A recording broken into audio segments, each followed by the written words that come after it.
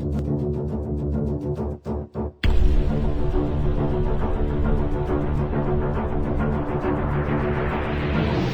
اللہ الرحمن الرحیم۔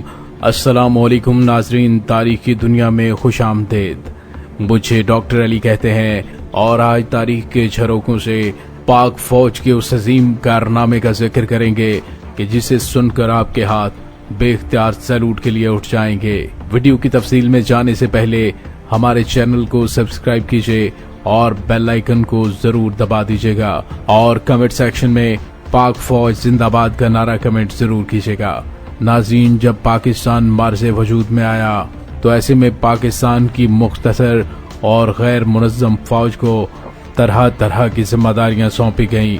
سب سے پہلے اسے ملک میں امن و امان قائم رکھنے اور حکومت پر عوام کا اعتماد حاصل کرنے کے لیے شہری نظم و نسق میں سویلین حکام کا ہاتھ بٹانا تھا، اور دوسرا بڑا مسئلہ لاکھوں مہاجرین کا تھا اور انہیں ہندوستان سے نکال کر لانا، راستے میں ان کی حفاظت کرنا اور پاکستان بھیجنا۔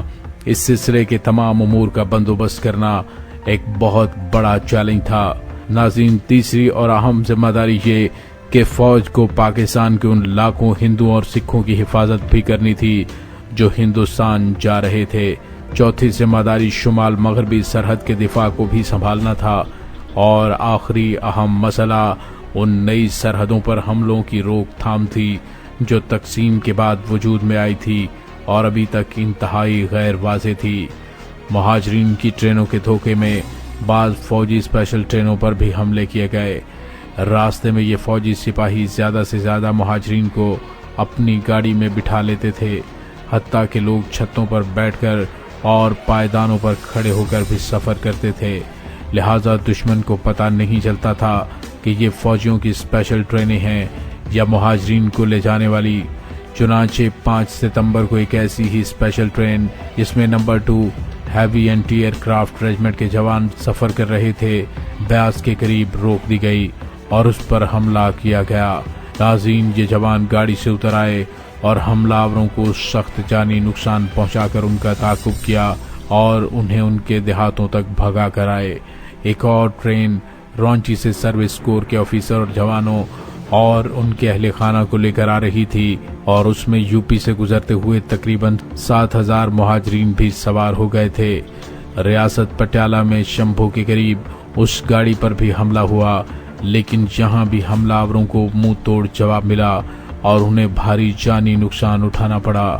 ایک اور اسپیشل ٹرین جو میرٹھ سے نمبر 2 پنجاب ریجمنٹ کے مسلمان جوانوں کو لے کر آ رہی تھی، 24 ستمبر کی رات کو گھیر لی گئی۔ حملہ آوروں کو مار بھگایا گیا، ریجمنٹ کو بھی تھوڑا جانی نقصان اٹھانا پڑا۔ پاکستانی سپاہی خواہ مہاجرین کی گاڑیوں کی حفاظت پر مامور ہوتے یا خود آ رہے ہوتے، حملہ آوروں کا مقابلہ کرنے سے گھبراتے نہیں تھے۔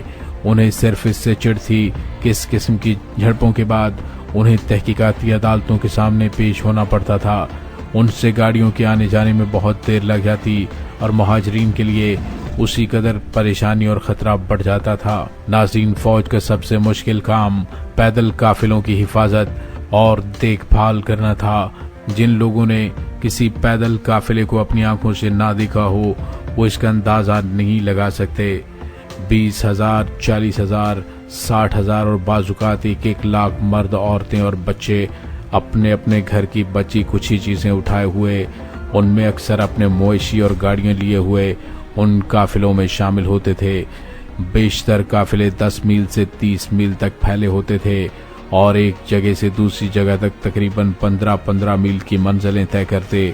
اکثر یہ ہوتا کہ قافلے کا اگلا سرا منزل مقصود پر پہنچ جاتا ہے، لیکن پچھلا سرا ابھی اپنے آخری پڑاؤ پر موجود ہوتا ہے۔ اگلی منزل پر پہنچ کر انہیں کھانے پینے کی چیزیں دی جاتی اور یہ کارروائی آدھی رات تک جاری رہتی، جس کے بعد قافلے کو آرام کرنے کے لیے چند گھنٹے دیے جاتے اور صبح سویرے 4 بجے پھر روانہ ہو جاتے۔ ناظرین، اتنے بڑے بڑے قافلوں کی حفاظت اور نگرانی کا بار اٹھانے سے فوجیوں کی صحت پر برا اثر پڑا۔ کچھ چھوٹے فوجی دستے تقریباً 80 سے 100 جوانوں پر مشتمل ہوتے اور ان کی کمان کسی نوجوان آفیسر کے ہاتھ میں ہوتی اور وہ مہاجرین کے ساتھ رہتے کھانا پکا کر مہاجرین میں تقسیم کرتے، معذوروں کو سہارا دیتے، عورتوں اور ضعیفوں کی دیکھ بھال کرتے، یتیموں، بیواؤں اور بازیافتہ لڑکیوں کے ساتھ ہمدردی کا سلوک کرتے۔ انہیں 24 گھنٹے چوکنا رہنا پڑتا اور ہر وقت وہ گشت کرتے رہتے تھے تاکہ قافلے کی چاروں طرف سے حفاظت کر سکیں۔ خطرے کے الارم پر جو کبھی صحیح ہوتا کبھی غلط، قافلے کو قابو میں رکھنا بے حد مشکل کام تھا، لیکن سامان رسد پر کنٹرول رکھنا ان کے بس سے باہر تھا۔ پروونس ہاؤس رسالے کا ایک اسکواڈن بیاس اور اٹاری کے درمیان گشت کر رہا تھا اور اسے ایک پڑاؤ میں تقریباً 2000 بیمار مہاجرین سونپ دیے گئے۔ تحقیق کرنے پر ان کی بیماری کا سبب یہ معلوم ہوا کہ ہندوستانی سول حکام نے جو آٹا مہیا کیا تھا اس میں پسے ہوئے شیشے کے ذرات ملے ہوئے تھے۔ اس واقعے کے بعد کھانے پینے کا سارا سامان پاکستان سے بھیجا جانے لگا۔ ان سب یونٹوں اور دستوں نے جو اس کام پر لگائے گئے تھے بڑی خندہ پیشانی سے اپنے فرائض سر انجام دیے۔ ان کا کام کس قسم کا تھا اس کا اندازہ ان مثالوں سے ہو سکتا ہے۔ پروونس ہاؤس رسالے نے جو بیاس، اٹاری اور موگا فیروز پور اور گنڈا سنگھ والا کے راستوں پر متعین تھا 24 لاکھ مہاجرین کو بحفاظت پاکستان پہنچایا اور ان میں سے ایک مہاجر کو بھی گزند نہیں پہنچی تھی۔ 3/12 پنجاب ریجمنٹ کی ایک کمپنی گرداسپور سے 1 لاکھ مہاجرین کو بخیریت پاکستان لائی اور اس پر کمپنی کمانڈر میجر MD شاہ، صوبیدار افضل خان اور سپاہی جھلا خان کو کمانڈر ان چیف نے شاباش دی اور سنتیں عطا کیں۔ 5/13 فرنٹیئر فورس رائفلز نے، جس کی کمان میجر خورشید علی کر رہے تھے، 60,000 مہاجرین کو امرتسر سے نکال کر اپر باری دوآب نہر کے راستے پاکستان کے علاقے بدھانا میں پہنچایا، جس پر کمانڈر ان چیف نے اس یونٹ کو مبارکباد دی۔ 3/12 فرنٹیئر ریجمنٹ نے بھی جلندھر میں ایسا ہی کارنامہ سر انجام دیا۔ ناظرین، ان ہنگامہ خیز مہینوں میں فوجیوں نے جو مشکل کام کیے وہ صرف رسالے اور انفینٹری کے جوانوں تک ہی محدود نہیں تھے، بلکہ فوج کے ہر سکھے اور ہر سروس نے بڑھ چڑھ کر حصہ لیا، یہاں تک کہ انجینئرز کو بھی مدد کے لیے بلایا گیا۔ مثلاً 33 فیلڈ کمپنی امرتسر میں ایک ہوائی اڈے کی دیکھ بھال پر مقرر تھی، اسے فوراً وہاں سے ہٹا کر مہاجر قافلوں کی حفاظت کا کام سونپا گیا۔ اسی طرح آرمی سروس کی ایک جنرل ٹرانسپورٹ کمپنی کو امرتسر سے اس آخری چند ہزار مسلمانوں کو جنہیں بڑی دلیری اور ثابت قدمی سے حملہ آوروں کا مقابلہ کیا تھا نکال کر لانے کا اعزاز ملا۔ ان مسلمانوں نے بھگتاں والا گیٹ پر حملہ آوروں کے نرخے میں آ کر آخری مورچہ نصب کیا تھا۔ قافلوں کو حفاظت سے پاکستان پہنچانے کی ڈیوٹی سونپی گئی۔ ان جوانوں میں بہت سے ایسے بھی تھے جنہیں یہ آرزو تھی کہ ان کے عزیز و اقارب کو بھی اسی طرح حفاظت سے پاکستان پہنچانے کی کوئی کوشش کر رہا ہوگا۔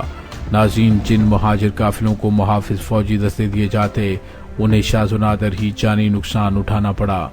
پاک فوج کے جوانوں کے کارناموں کو لاکھوں مہاجرین آج تک سراہتے ہیں۔ پاک فوج نے مشرقی پنجاب اور سکھ ریاستوں سے 50 لاکھ انسانوں کو جس احسن طریقے سے نکال کر پاکستان پہنچایا، اس کی یاد پاکستانیوں کے دلوں پر ہمیشہ نقش رہے گی۔